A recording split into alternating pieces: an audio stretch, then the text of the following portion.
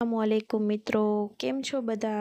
तो चलो આપણે આવી ગયા છીએ મોલમાં ખરીદી કરવા માટે। તો આપણે અહીંયાથી કરિયાણું, ક્રોકરી, ડેરી પ્રોડક્ટ અને કોસ્મેટિકની ખરીદી કરી છે। હવે આપણે બિલિંગ કરી અને જલ્દીથી ઘરે જઈશું। તો આપણે ઘરે આવીને હવે આપણે બનાવીશું જલ્દી ઝટપટ બની જાય તેવી મટનની અકની। તો મટન મેં પહેલાં બાફીને રાખી દીધું છે એક સાઈડ। હવે આપણે કુકર લઈને તેમાં આપણે તેલ ઉમેરી આખું જીરું, તીખા, બાદિયા, લવિંગ અને તમાલપત્તા ઉમેરી આપણે સમારેલી ડુંગળી ઉમેરી દઈશું। હવે આપણી ડુંગળી ગોલ્ડન થઈ જાય એ પછી આપણે તેમાં બટેટા ઉમેરી દઈશું અને બટેટાને પણ આપણે થોડીવાર માટે તળાવા દઈશું।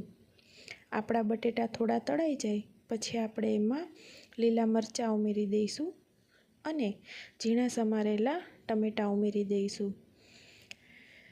હવે આપણે આ ટમેટાને થોડીવાર તળાવા દઈશું અને આપણા ટમેટાં ગળી જાય એ પછી આપણે તેમાં મસાલો ઉમેરીશું।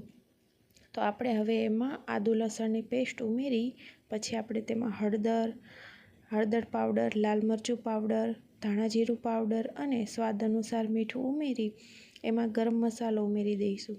પછી આપણે તેને ચલાવી થોડું પાણી ઉમેરીશું તેમાં। પછી આપણે એને ચલાવીને મસાલો કકડવા દઈશું।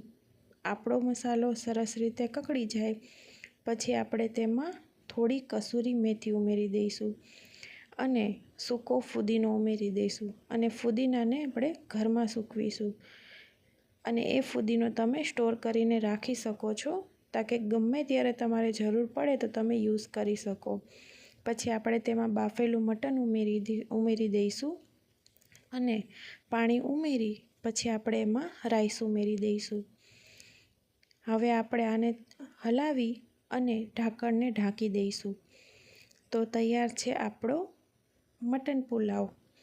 તમને બધાને આ મટનની અકની કેવી લાગી એ કમેન્ટ બોક્સમાં જરૂરથી જણાવજો અને વિડીયોને લાઈક કરજો, શેર કરજો અને ચેનલને સબસ્ક્રાઈબ કરજો। અલ્લાહ હાફિઝ।